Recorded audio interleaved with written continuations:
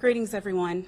I want to start by thanking the organizers of this very, very important space that they have carved out for us to take the podium and lend our voices to one of the most important causes that our nation will ever face and hopefully resolve. My name is Monique Pressley. I come to you as an advocate, an activist, a legal analyst, an ordained minister, a mother, an American, a human. In the tradition of Dr. Barber, who I honor as he leaves the podium, and am so thankful for the unique opportunity that practically no one would ever ask for of speaking behind him. But I'm thankful just the same to be in the room with those who blaze trails, who stand on front lines, who I see out at marches, and I see out at voting precincts, and I see on television, and I see in organizing rooms, and I see bailing people out of jail, and I see all across America and across the world doing what is necessary, doing whatever they can, we can, with the voices that we have. Thomas Paine said what I think now is an evergreen quote: "These are the times that try men's souls." He wasn't talking about what we're talking about. He wasn't talking about the many things people have used that quote to describe, but it's accurate nonetheless for these days. These are the times that try our very souls. We are standing still in the midst of a pandemic. As of yesterday, 1.01 million of our fellow countrymen, women, children have died due to the COVID-19 pandemic. That is over 1 million families that are grieving. That's over 1 million communities that have suffered loss in business, in church, at playgrounds, in schools.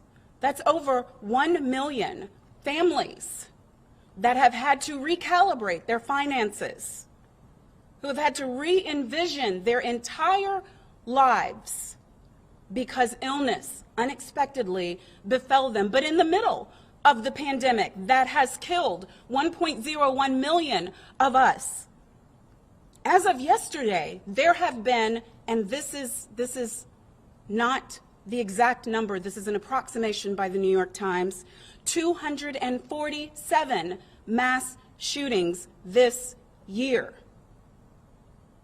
247 from January to June in our country.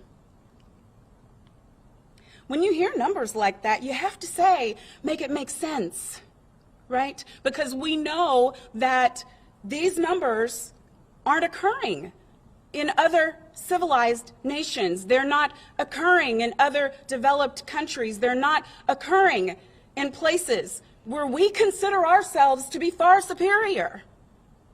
But they don't have 246 mass shootings. They don't have children hiding in bunkers and beneath desks and pouring blood on themselves in order to fake death so that they won't be killed. They don't have children covering the mouths of their other classmates so that they can stay alive.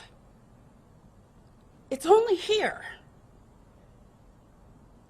And when we think about it, we have to be thinking, make it make sense. I was asking myself that about so many things that I actually named my own show, Make It Make Sense. And Monday through Friday, we try to bring information to people.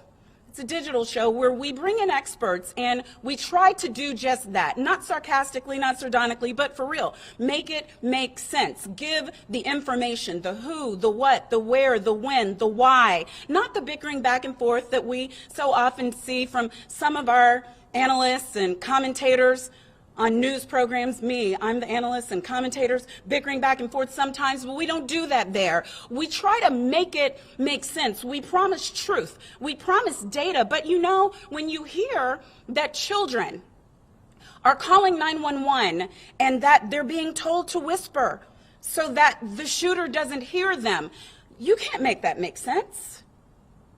It's nonsense. All you can do is make that. The obligation then doesn't become making it make sense. It's nonsense. It's absurd. It's insane. It's criminal. It's immoral. It's amoral. It ought to be unconstitutional. It certainly is illegal. So we have to make it stop then, don't we? Isn't that why we're here? Because we are beseeching those who we have elected to represent us, whose first obligation is a sworn oath to the Constitution and to the people of the United States of America, that we would be kept safe from enemies foreign and domestic. That is what they swear to us. They supposedly put aside all other allegiances to party, to finances, to career, to reputation, even to family, even to their own personal safety. The oath is to keep us safe. So we're asking them today to make it stop. We're here taking the podium today. I'm here taking the podium today saying make it stop. And that means make it stop absent excuse, absent justification, absent qualification. There are those who say that the ones who were befelled by violence didn't pray. Yes, I want to talk to my preachers and my pastors today. They say if you pray, your family will be kept safe.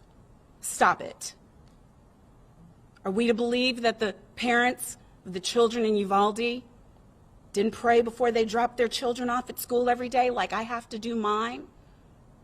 Are we to believe that the families that said goodbye to their loved ones, the elders in Buffalo, didn't pray?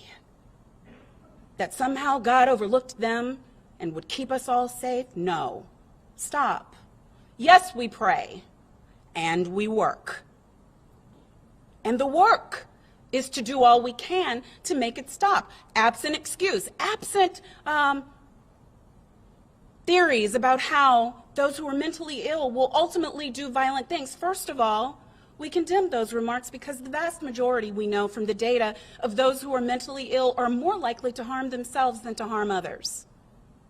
So no reason to add further stigma to the stigma that's already there that people have to overcome just to seek out help in this country and in this world. No. Absent excuse, we make it stop because there are mentally ill people all over the world. There are criminally insane people all over the world. What is happening here, and it's happening now. Absent excuses about what we can't get done. I stand quite obviously as a black woman. I know a lot about what we can get done in this country. Slavery wasn't a long time ago thing that happened. We just celebrated Juneteenth a couple of days ago. I hail from Galveston, Texas, the shores where General Gordon Granger came with the troops. See, another Texan just walked in the room. I'm grateful for the support. I hail from Galveston, Texas, where Gordon Granger went to the Ashton Villa, which is not far from the home where my parents live even still to this day. I hail from the island where my great-grandfather, who was once enslaved, learned of his freedom. I come from the place. I pass every day by the Ashton Villa where the statue is erected, where Gordon Granger made those remarks, where my direct ancestors learned that they had been free for 2.5 years. While operating and functioning in slavery, they were legally free. I come from that place. And my great-grandfather's son, my grandfather, graduated from the Harry School of Pharmacy. And his children became college educated and educated, and I'm blessed to be able to stand here before you with a law degree from Howard University School of Law. It wasn't that long ago. My great-grandfather was learning of his freedom. So I know that in this country, we can do hard things. We can do impossible-looking things. We can do improbable things. We can rise to the best of us. And we can vanquish the voices of the worst of us. We can do it in spite of the actions of the evil among us. We can get these things done. So make it stop. Absent excuse. Every day I do pray. I have school-age children. I take them to school, and some days, I confess, working mom, screeching up to the curbside, a little bit late. I can't tell you how thankful I am when I show up at my son's school where I would normally drop him off, where there's security outside, where the teachers are waiting, when I'm that little minute behind, and I test that door, and it's already locked. Can't explain to you the sense of comfort I get from knowing that all the protocols are being followed, that everybody did their job that day, that I've got to go through the front where I've got to press a button, and then I go through one door and it's to an anteroom, and then I've got to press another button, and there's a camera looking the entire time that I do it, and it takes a human being 2 times agreeing to let me in every single time. While I'm thankful for that, while I'm filled with sympathy and anger that that was not the case in my home state in Uvalde, while I'm thankful for that, I'm ashamed that we have to do that for my children to be safe, for your children, for your grandchildren, for your brothers, for your sisters, for your nephews, for your nieces to be safe, for your husbands and wives to be safe, for your partners to be safe. We've got to have all the doors locked. We've got to press enter 2 times. We've got to have cameras. We've got to have someone agreeing, another human saying it's okay for me to walk in a school building 5 minutes after school starts to let my child in to learn. I live in an age where my children, since they were 4 and 5, have active shooter drills. They weren't called that at first. They didn't tell the children that's what they were, but that's what they were. I'm ashamed and righteously angry that in this great nation, full of flaws, but still great, we can't get this right yet. But I do believe that we will. I do believe that there are enough of us, like Senator Murphy, who opened today's continuation of the filibuster. I thank God for him. I do believe that there are enough of us to begin the real work of what is the very first responsibility of a nation. Keep us safe. I wanted to close with a quote from one of my very favorite people, heroes, graduate of my alma mater, Howard University School of Law, the first Black Supreme Court Justice of the United States, Justice Thurgood Marshall. He said, "We cannot play ostrich. Democracy cannot flourish amid fear. Liberty cannot bloom amid hate. Justice cannot take root amid rage. America must get to work. In the chilly climate in which we live, we must go against the prevailing wind. We must dissent from the indifference. We must dissent from the apathy. We must dissent from the fear, the hatred, and the mistrust. We must dissent from a nation that has buried its head in the sand, waiting in vain for the needs of its poor, its elderly, and its sick to disappear and just blow away.